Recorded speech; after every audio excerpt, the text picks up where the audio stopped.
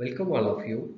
Today we are going to see about basic steps in HPLC method development, HPLC series number 1.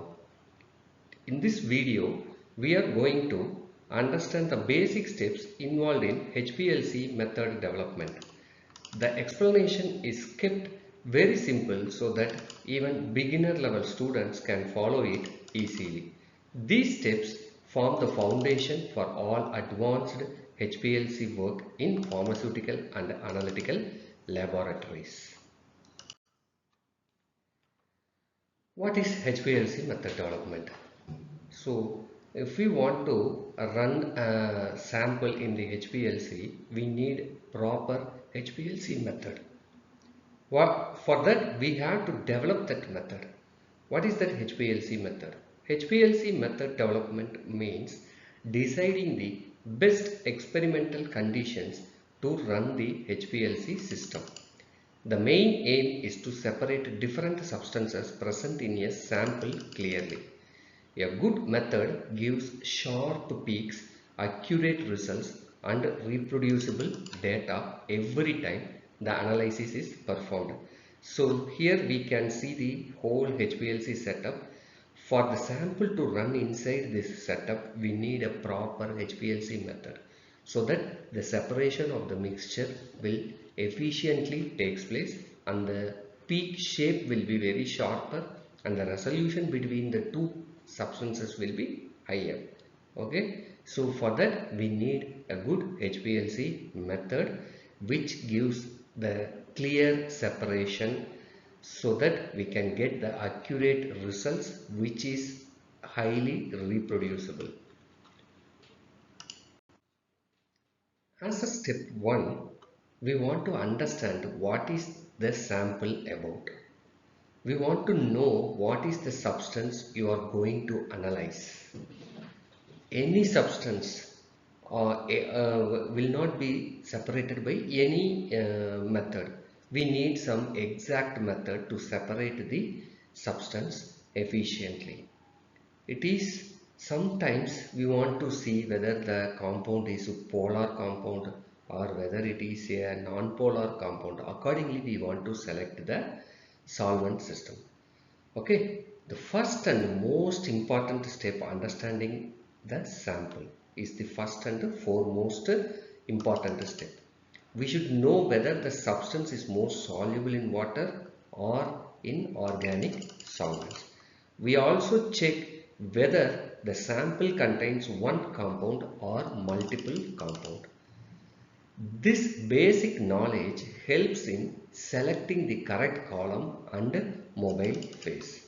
Here you can see that if the column is a hydrophobic compound, what will happen means the sample will not interact with the hydrophobic column.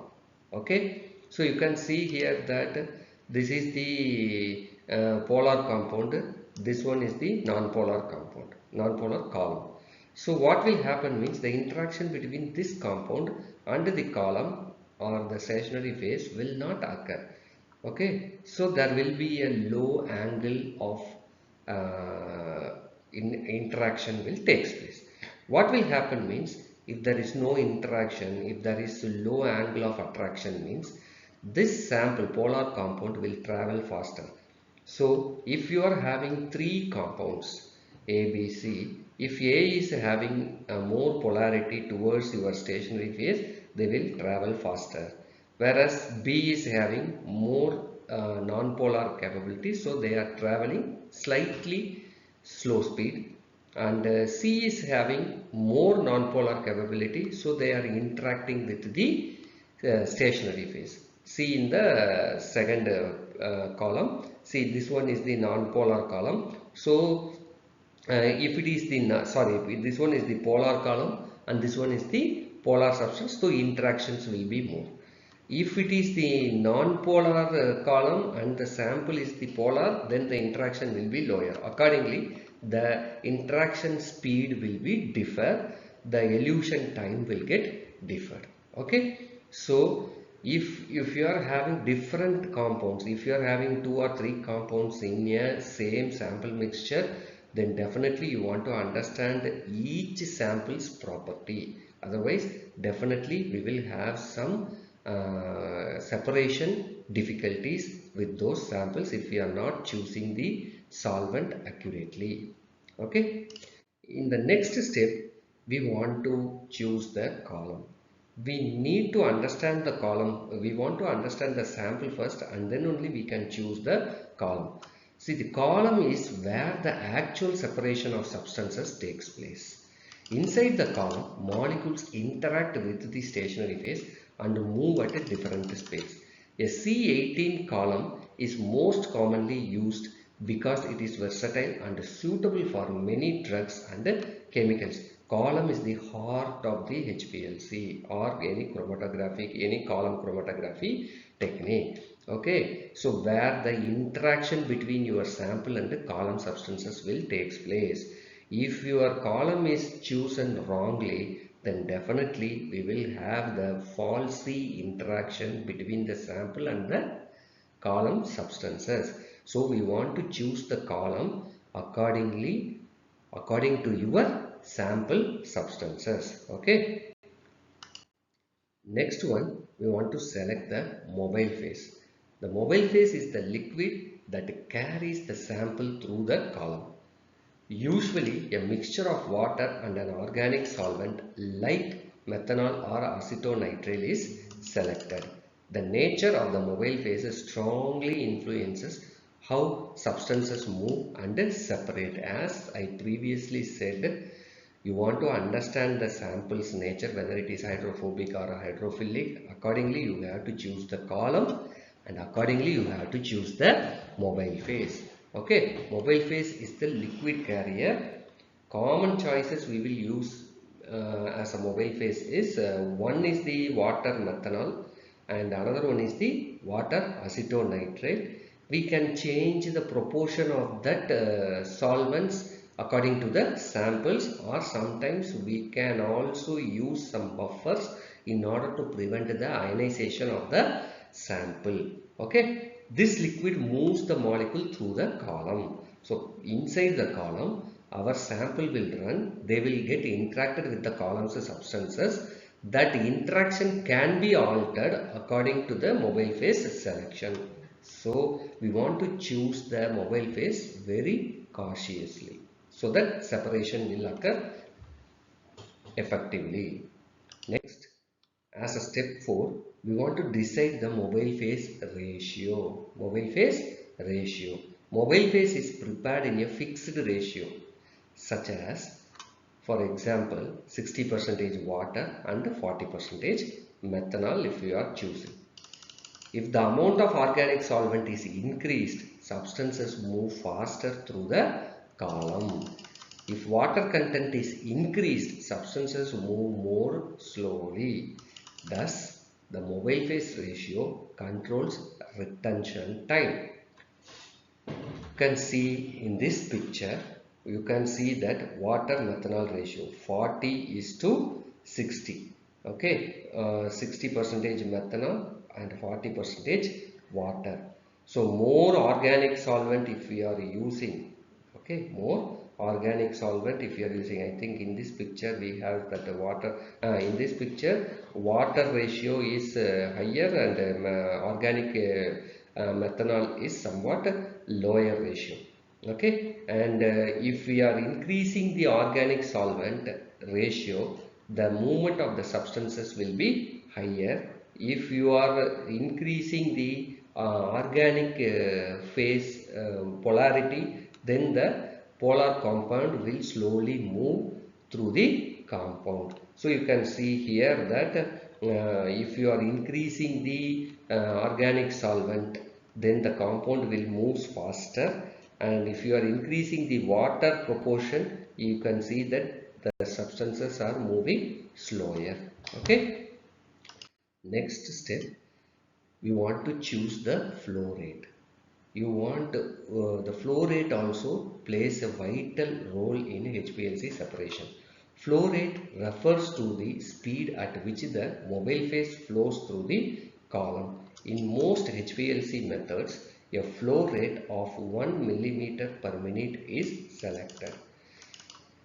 Too high flow rate reduces separation, while too low flow rate increases analysis time. You can see the different timings and different retention time for the same samples in this picture. Okay, in the next step, as a step 6, we want to select the detector. Okay, so detector will identify what substance we are having in the sample mixture.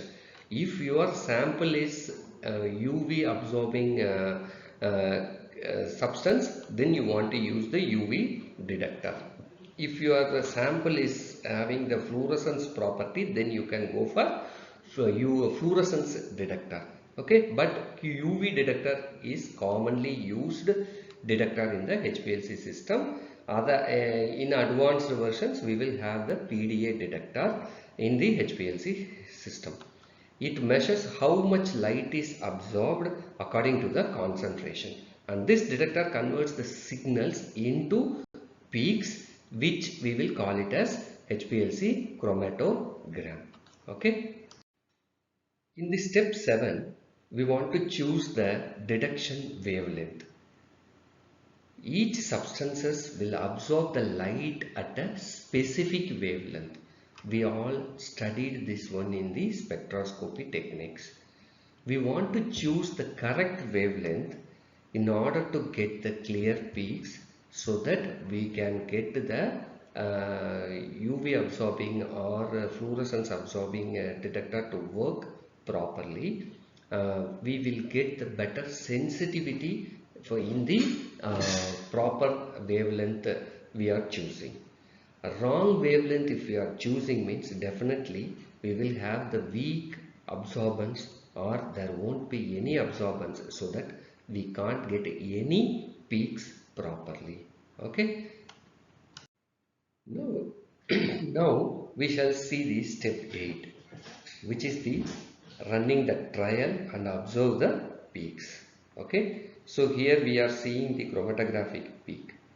After the injection, what will happen means, how before injecting the sample, what we want to do is, after setting all conditions, the sample is injected into the HPLC system.